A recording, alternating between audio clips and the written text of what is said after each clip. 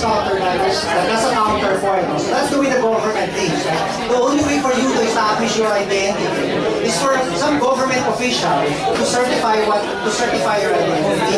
I'll give you an alternative way that the private sector can certify your identity. A raffle, right? If I offer a raffle, an online, an SMS-based raffle, where I will say, I'll pay you X amount, say 1 million pesos. But I will allow, you must register your name, your address, your phone number, your email address, right? When you do that, tell me, will you give false information? Chances are you won't because you want the money. So if the government steps out of the way and allows the market to create its own proxies for establishing trust, then those methods would apply. The problem is that the government says you can't do that, you're not allowed to innovate in that way because we're going to tell you how to establish trust in your system. So I'm saying this is really a situation where the government should stand. International ID would have solved that problem. Well, according to SSS, by the end of the month, 27 million SSS members will get their unit cards. I already have mine on GSIS. I'm a GSIS member, I have mine. You're going to get yours something like before the end of the month. So that's a large chunk of the population. I have a little bit of my next case. Generally, whenever we push through that government regulation barrier, let's correlate it to the US or where we have Square as a hot payments company. That's the payment processor. Because they already have the regulation to actually do that. Now, the next barrier will be the telco. Now, since right now the micropayments companies are smart money GCash, let's say a small company comes up, he has approved government regulations. Now, to be able to reach to the significant market share, you need to work with the telcos. Now, if you're working with the telcos, generally, you're going to be hitting, or you're going to be treated as fast, which doesn't make sense for the company. So, how would the telco actually even be open to doing that?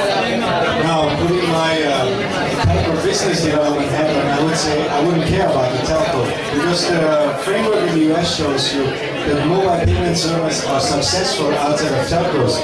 Square makes they just reach $1 million per month and they don't rely on any telco. Yes, exactly. That's my point. Because they're working on the platform that's actually on the internet, which is actually open. Mobile internet. Yeah, mobile internet. Now, if you're working with a telco here in the Philippines, you need to go SMS work.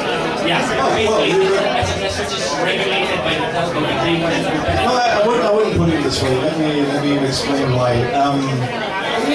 The Square model is relying on merchants, right? If a merchant wants to do credit card payments for a smartphone, he very likely has a mobile data subscription. And now to go back to the core competencies of a telco is providing services. And mobile data service is one service you provide you. And we wouldn't care what you do with a mobile data line, right? Wouldn't we? Yes, but my point is that if I create a mobile payments company here, I would do it through SMS, not mobile internet. Now, if I do that, the telco would block me because it's SMS, it's their resource. So it stops me from my innovation. I think So would they actually be open to it because it's public? that's one thing. No telco is allowed to block you. I mean, you just go to the, you go to the NTC, you complain, the telco loses license. I haven't heard of any telco who has blocked any bus providers, except those who send naked pictures and all that stuff, right? All in 1 second. Those are blocked, but they are blocked by NTC. Right? So in other words, for the rest, you just buy bulk SMS services. Yes, but the bulk SMS is expensive. Well, that's like 0.25 dollars. Yeah, but You know how much an SMS in the US is? Bulk? It's close to $1. actually international SMS for the US going to the But nevertheless, I mean, no telco is allowed to block you, right? So you have a business proposition, that's what I'm trying to say. You should execute it, don't care about the telcos. But the problem is the telcos actually make it reasonable for you to pursue the business. I'll take your sense. My sense is that I've seen this industry in in the early stages. And I can tell you with certainty that the telcos did block. The telcos did block content providers from so we talk about historically. And there's significant reasons for them to do so. Their reasons would be network management, consumer protection. They'll have 10 reasons. You can go to the NTC, go to the NTC. But it used to be that Globe went to the NTC so that Globe could interconnect with Smart because PLDT refused to interconnect with Globe. The president of the Philippines had to step in to make because the NTC couldn't make them interconnect the networks. So what I'm saying is that I don't think the NTC will actually step in. In fact, the NTC standpoint when it comes to mass is that it is quote-unquote unregulated. So they're hands-off on these things. I think that's the hands-off policy. So what I'm saying is that bottom line is that you have to accept. Let's not be naive. Let's not assume that the telcos are going to give you free access in order for you to defeat the resources that have been invested, the technologies that you want to compete against. Right? So unless you have something, a value proposition that can survive the type of opposition that they're going to, why would they allow them free entry and allow them to use money and investment? You have to be practical. And they can use such things. So bottom line, unless you have some sort of value proposition to defeat their product that can survive their resistance, it's probably not worth it. Which is my point exactly. If I'm correct on the assumption that it's going to be open for developers or whatever. What do you call this?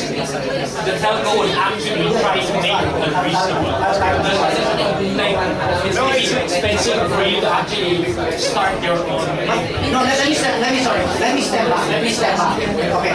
What I want to say is that when you're talking about mobile payments, I mean, sorry, when you're entering the network, I think what they're saying is that they want to open up their networks to the network. And I think they're sincere. But you have to be smart about it. I'm sorry, you have to be intelligent about it. Right? Don't compete in areas where they invest. Compete in other areas. They will be more open. And I think that's a positive thing. Because before, you should be you really have to go through a screening process to get your but now they're saying, look, we're open and this is a positive thing. So let's take it, but let's not be naive and say we require them to put a gun to their head and take something. You know what I mean? You don't want them to hurt themselves. They want you to coexist with them. Coexist together. Let's look for the places where you can put in your disruptive technology to allow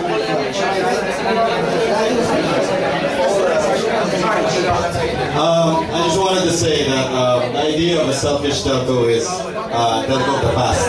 I think the telcos realize the value of openness and innovation. That's why, Christian and I are working here on a personal basis because, we're both the new mindset of telcos now, which to be more open and stuff. So the thing about, telcos controlling SMS, yes, it was true in the past, but I think the movement now for telcos to be actually more open, so that innovation can actually happen from you guys. And we're just providing the tools to make that happen. So mobile money, payments, SMS, web access and stuff are stuff that we're doing. Now, having said that, we're not that open as the web at the moment, but we're going there, So, this is step by step. We want to learn from you guys because at the end of the day, a lot of the responsibility, also regulatory and liability, comes from the telco. Not unlike the web where Google opens up the API, you're not really liable if something happens, right? Here, we're liable to that. So these are things that we need to manage. But at the same time, the mentality of the telcos now, is that they're looking for more openness and making that more available to more people as compared to before. Because a telco without people supporting him is quite an empty boat, right? That's my point of view on it. So if there's nothing running on the telco's network, the people will go away, right? If there's no value-added service to my subscription, I would go somewhere else where I can have free mobile payments, or I can pay my cinema tickets, pay my gas bill and stuff. So, I mean, if you put yourself in the minds of the telco, it might not be yet there. I understand your struggle. But to compete in this world today, it will not be based on voice and SMS, right? There must be something more for our subscribers, and I think it's naturally that we open up. It's happened all over the world, and it's also happened, it's already happened, the way you're opening up. But to your advice, I would just disrupt. I'm personally, you know, I'm probably the most known globe for the most uncharming person. I just tell people, disrupt, you know. If your business model makes enough money to overthrow all paradigms and dogma, nobody gives a damn about it, right? What was 10 years ago, what was 5 years ago. Because also in telco, people have died, passed out, and changed, right? There's a new breed in the telco today, and I think if I would be you and I want to challenge telco, hell, I would do it. I would give a damn. If SMS too expensive, I do mobile right. I told you about the Makati Club. Those people, they have the money, they don't care how they pay, and they have smartphones in the latest generation. Go with that one. I wouldn't even go for SMS if I would be you. Because your market is very likely a different one than Mabel's market. And if you look at Moore's Law and how technology transitions, you will reach Mabel's market in 5 years. So you don't start at the most common denominator, just over the top. It's a better margin nevertheless, right? But I would just encourage you, disrupt. Then I guess it's a plain message, disrupt. I mean, that's what works in the US. And the US is always the big dog over the small dog Philippines, right? And it works. The companies who are successful in the US are not the AT&Ts.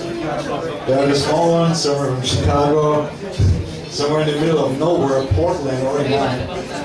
And they're succeeding, right? And they're just challenging big telcos. And for sure, maybe one day AT&T is going to buy one of those startups, but that's what they want, right? They just have their stock options, check in, and that's it. But I can only encourage you, disrupt. Because that's how innovation works. You never find a peaceful agreement with somebody who's bigger than you. That's David versus Goliath, right? Or Fallen the Stronger. All right, any other questions to him? All right, can you...